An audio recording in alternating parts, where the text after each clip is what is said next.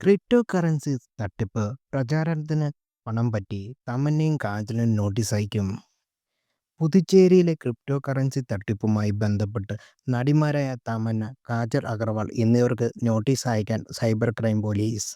മുൻ കേന്ദ്ര സർക്കാർ ജീവനക്കാരൻ്റെ 98 ലക്ഷത്തോളം രൂപ തട്ടിയെടുത്തെന്ന പരാതിയിലാണ് അന്വേഷണത്തിൽ അപക്ഷയ് എന്ന വെബ്സൈറ്റ് നിർമ്മിച്ച ആൾ അടക്കം 5 പേർ പിടിയിലാവുന്നത്. ഇവരിൽ നിന്ന് 2 കാറുകൾ, മൊബൈൽ ഫോൺ, ലാപ്ടോപ്പ്, പണം എന്നിവയും പിടിച്ചെടുത്തു. തമന്ന, കാജൽ അഗർവാൾ എന്നിവർ കമ്പനിയുടെ ഉദ്ഘാടനത്തിനും പ്രചാരണത്തിനും പണം കൈപ്പറ്റിയതായി പോലീസ് പറയുന്നു. തമന്നയ്ക്ക് 34 ലക്ഷം രൂപയും കാജൽ അഗർവാളിന് 28 ലക്ഷം രൂപയും നൽകിയെന്നാണ് ആരോപണം. ഇതേ തുടർന്ന് ഇരുവർക്കും നോട്ടീസ് അയക്കാൻ പോലീസ് തീരുമാനിച്ചത്.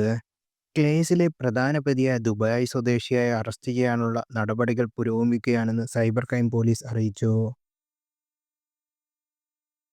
കൂടുതൽ വാർത്തകളറിയാൻ ഈ ചാനൽ സബ്സ്ക്രൈബ് ചെയ്യുക, ഷെയർ ചെയ്യുക. Thank you.